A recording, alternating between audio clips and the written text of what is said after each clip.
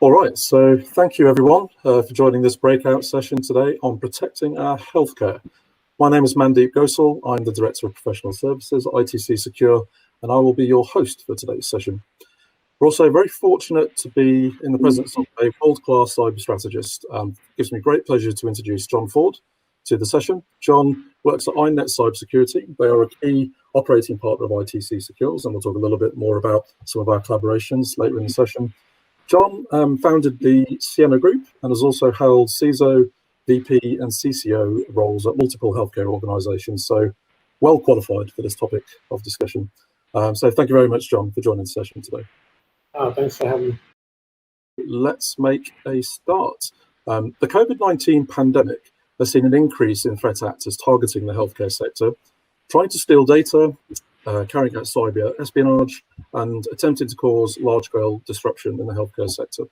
Threat actors are more motivated than ever. They're well-funded, lacking in moral fiber, unfortunately, and any real deterrence to stop them in their tracks and carrying out these actions against the healthcare sector. So, John, based on that grim situational assessment, how exactly would you describe the pandemic has accelerated the challenges facing the sector, and also from a priority standpoint for a healthcare CISO, for example, what are the key issues facing the sector today? So, great question. So let me answer that in two different ways. If you really look at criminals throughout our history, and cyber criminals are really no different. They focus on areas of distraction. That's their, for them, that's their opportunity. And when the pandemic hit, we had healthcare workers in the front lines, just like working crazy trying to, deliver, help down to patients, right? We have the people that support them going from, a managed workforce, a centralized workforce out to a distributed workforce. And these scenarios represent tremendous opportunity for a very nimble set of cyber criminals and nation-state actors, right? So of course, they took advantage of that. We saw a strong increase in business email compromise. We saw a strong increase in, phishing attacks. And then, and those like cyber criminal oriented, mostly geared towards like ransomware, right? And then we saw like nation state activities going after COVID-19 testing and research centers, right? Universities that are doing research of the like. So, when you really come down to it, while we were in the throes of trying to deal with this pandemic, this was really a feeding frenzy for threat actors. Yeah, and obviously with the clinicians themselves kind of distracted and prioritizing their focus on clinical care during the pandemic. I think this industry already was lagging behind from a security perspective as they digitized the information available to clinicians. So it became a little bit of a perfect storm over the last 12 months for them. And if you had to pick some key areas of focus from a priority perspective, what specifically would those be for the healthcare sector, and why is the healthcare sector so unique in that sense?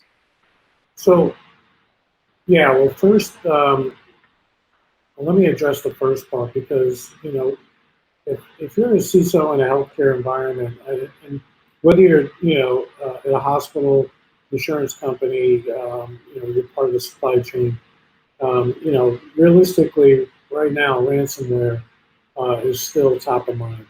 And the reason for that is, ransomware is almost a perfect business model. It enjoys an underground economy that fully supports, ransomware efforts. It really is amazing how quite organized they are. There's very low barrier of entry, low risk of getting caught, high gain, low competition. And so ransomware is huge, right? I'll talk about the reason why in a minute, but in addition to ransomware, we're also seeing things like misinformation campaigns or data manipulation, and it's the latter that's really going to affect us moving forward, right? So, we have to be extremely, careful about how we look at healthcare, not just now, here and now in the pandemic, because it's important, right? Um, but what's the next level of threats that are coming our way from these attack groups? But drifting back into today, and why ransomware, is really so prevalent, is because our attackers know that our supply chain is different. Like when you think about other supply chains in the world, let's take automotive for a minute. If you're an attacker and you disrupt the automotive supply chain, worst case scenario, Mandeep, you get your car 2 weeks late, right? You get a call from the car dealership. They say, Mandeep, I'm sorry, manufacturing is shut down. We'll call you in 2 weeks, and that's an annoyance to you, perhaps an inconvenience. In healthcare, our entire supply chain, no matter where it is geared towards one thing. The end result is improving patient outcomes, saving people's lives, right? Uh, extending the life expectancy of, our citizens. And so while we can put a tangible value on a BMW, it's very, very difficult to put a tangible value on our supply chain and the end result of the life. And so our threat actors know that. If anything, they're smart. They tend to be lazy, but they are smart. And they know that that gets into the emotions and it creates a sense of urgency across our sector. So, with this COVID-19, this pandemic is different for healthcare than it is for any other sector out there, bar none. Absolutely. So I think data integrity for clinicians is very important in terms of having the assurance that, for example, a CT scan or the information from a CT scan, for example, allows them to make an appropriate, accurate diagnosis. So, do you think it's possible to assure the quality and the accuracy of these data assets for clinicians? And what are the key challenges there? Well, it has. Sadly, it has, and unfortunately, I think this is the wave of the future. While I personally have not seen any evidence of a loss of life due to medical device, um, um, takeover or man-in-the-middle attack, we do know that a year or so ago, Ben Gurion University conducted a study. And they basically proved that they could execute a man-in-the-middle attack between a CT scan and the platform that's reading that scan, right? So if you think about somebody, as an example, if you were to think about a high-level official going in for a CT scan, suspected lung cancer, and a man-in-the-middle attack wipes out that image such that it doesn't look like lung cancer, you would have to think that, is the radiologist going to know that? So as it turns out, after reading this study, fortunately or unfortunately, I do know a few radiologists personally, and I asked them, when you look at the results of a CT scan, how confident are you that it's correct? And every one of them said the same thing. They said, well, sometimes we get a bad scan, meaning it's not readable. But when it's readable, we trust it 100%. And, I said, well, what if I prove to you that that's wrong? And I can tell you, not one of them took that casually. That was something that in fact, one of them said, I think I would retire. Because it's, and we have to, this isn't trying to create and spread fear, uncertainty, and doubt, but what it is, right now in healthcare, we're in a pandemic scenario. Our attackers are feeding off of the ability to execute attacks based upon our inability and vulnerabilities today. When we get past this pandemic, they're not going away. Healthcare will always be a target-rich environment. And when we think about misinformation, data manipulation campaigns, particularly when you think about how that relates to athletes, politicians, any item like that, where they can create havoc and spread terror and chaos, they will. And so, we have to look at this in the here and now to see how we can offset those impacts down the road. So it's a complex environment out there. To your point, we have the proliferation of ransomware, which is becoming more advanced. We have the supply chain complexity. If we take an event such as the SolarWinds attack, just in very recent memory back in December, how does that highlight, John, how complex the challenges really are facing the sector? Yeah, and I believe we have somebody probably in this session that emailed me about SolarWinds when it occurred, and normally I would give a complex answer, but I basically said this is not good because this one on that Sunday night kind of shook me a little bit. And I've been in this business 25 years, and the reason why it shook me is that we went very quickly from an environment where we're dealing with ransomware attacks or other types of threats, and I want to say it's almost on a one-to-one basis, right? Now, we've seen in the managed services community ransomware attacks one-to-many. We've seen that.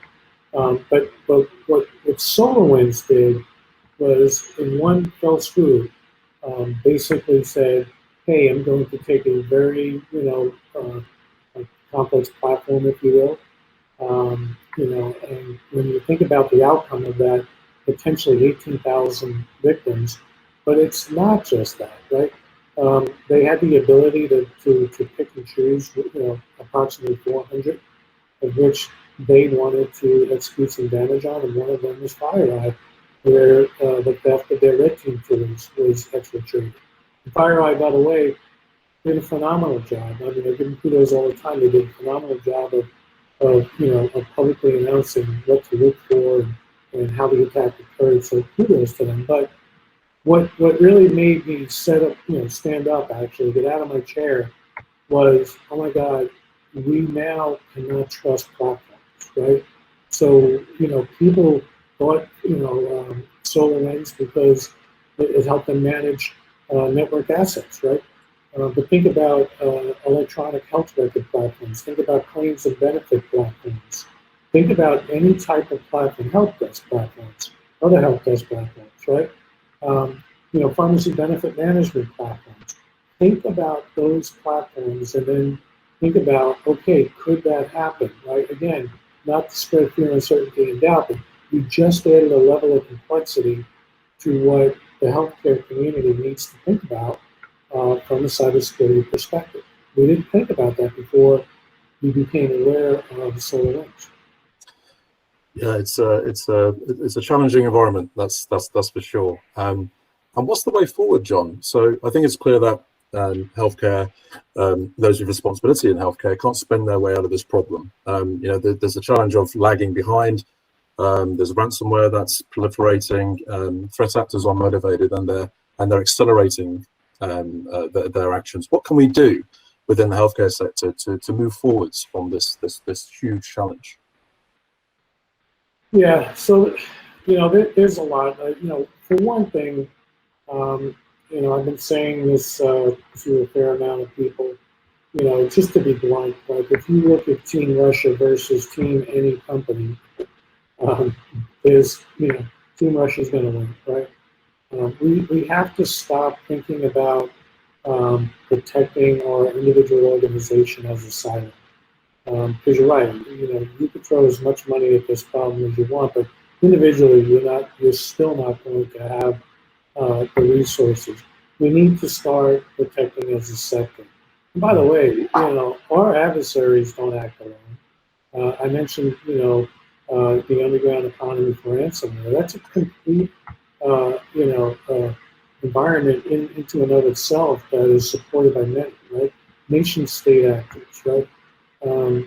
So we have to get out of this model of trying to do this alone, and we have to get into the model of assuming that we have to pool our resources together and let Team Russia know that they're not just attacking, an individual organization, but that an attack on one is an attack on all, and we are going to collectively, try to improve our defenses, right?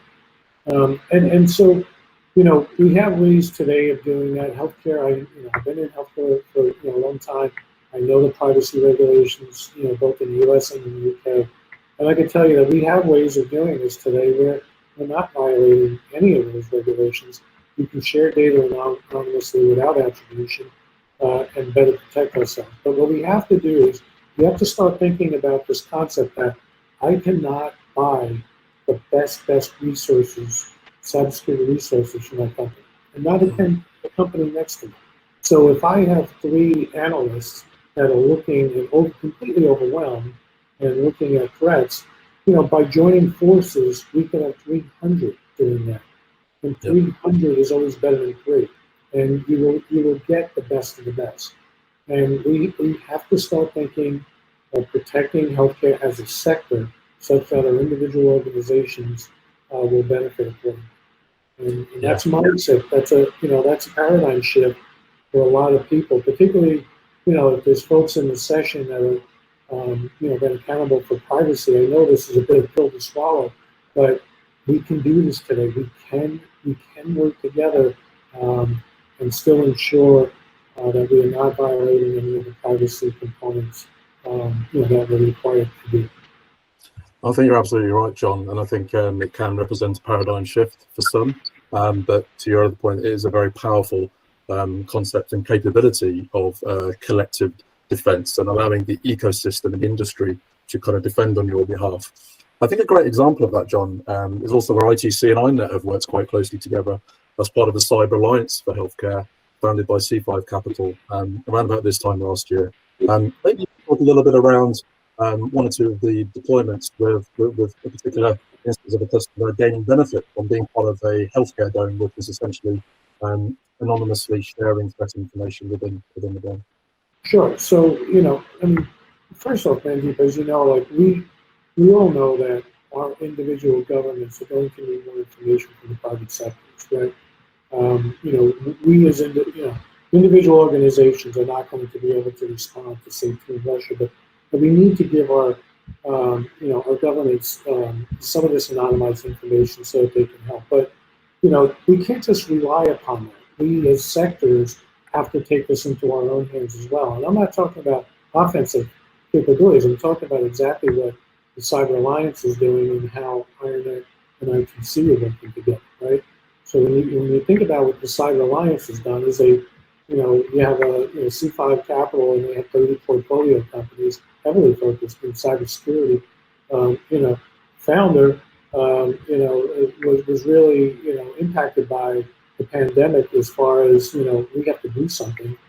You look at those 30 companies initially and say, okay, what can we do inwardly?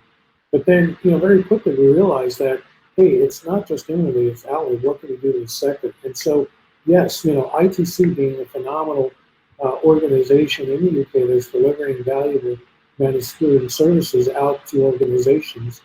In connection with C5 is creating the Cyber Alliance, which really is geared towards connecting, advising, recommending, and empowering organizations, on our own as a sector, right? And then IronNet providing a vehicle to really provide a platform in which we can share this anonymized information together. We can see the threats that are coming our way, and we as a sector, we as a community can respond to those. We can get better engagement and a force multiplier, if you will. So really what and I've been talking to folks all over the globe, and I will tell you that for anybody that's in this session, what the Cyber Alliance, ITC, and IronNet, but this is kind of unique. This isn't something that's occurring everywhere, but it's very valuable. And we have people that are participating today. They're realizing value, and we know that the more people that engage, the better that this will become. So it is a combination of motivation and bringing to bear the right security solutions under this umbrella to enable the sector to better defend itself. Yes, no, absolutely right. Again, spot on, John. I think to sort of Arno and echoing what Paddy was saying as well at the front of the summit, partnerships are so key. I think moving forwards, not only in the healthcare sector but in general, private to public sector collaboration. Really needing to rethink the cyber defences. The world has changed. The pandemic has accelerated the threat and has sort of enhanced the threat. You have to secure your supply chain, certainly in the healthcare sector. Prioritize those suppliers based on risk assessments, and also platforms and collaborations like the Healthcare Dome that can provide some value there. And I think really also we touched on increasing situational awareness, especially for the healthcare sector, where there's such a sort of a menagerie of different types of staff and sort of legacy staff and legacy issues. Was there anything else you wanted to sort of add from a key takeaways perspective, John?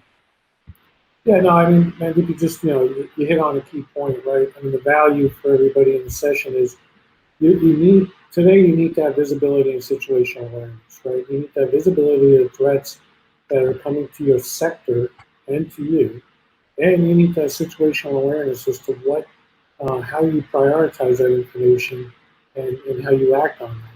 That is exactly what the Cyber Alliance is providing through ITC rather, and IronNet, right? And we have this capability of providing that situational awareness and visibility. So. Fantastic. Thank you very much, John. So just conscious of time, I think that's probably to the end of the discussion. Shall we move into the Q&A for a few minutes? So audience, if you do have any questions, just pop them into the box or just raise a little emoji hand, and feel free to come off mute or pop your question into the chat box, and we'll try and address those for you.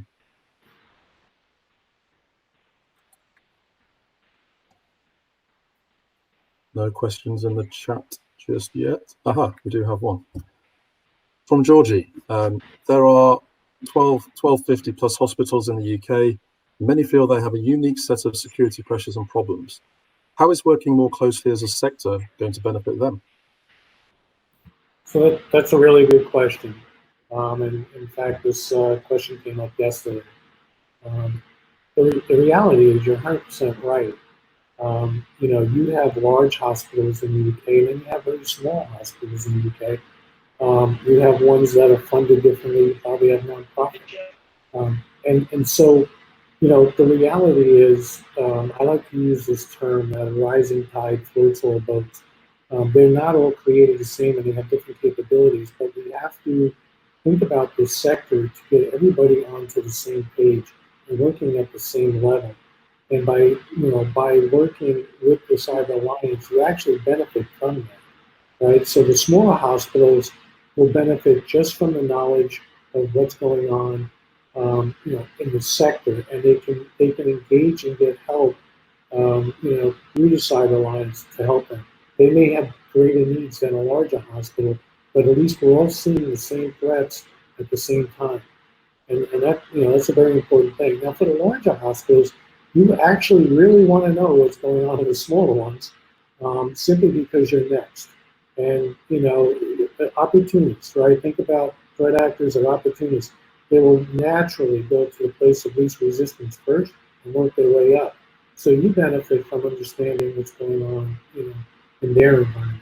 But really, if you think of this concept that the rising tide floats all boats, and we all have the same visibility, then as a sector we can figure out how to redistribute resources to ensure that we're all marching in the right direction towards a better defense posture. Great answer. Thank you, John. Thank you very much, John, for your time and your valuable insight, as ever. Very much appreciated. Thank you so much. Thank you for having me, and wonderful session, folks. I hope you enjoy the rest of the breakout session. Thanks, John. And just a point of order, again, thank you, everyone. Hope you enjoyed the session. I certainly did.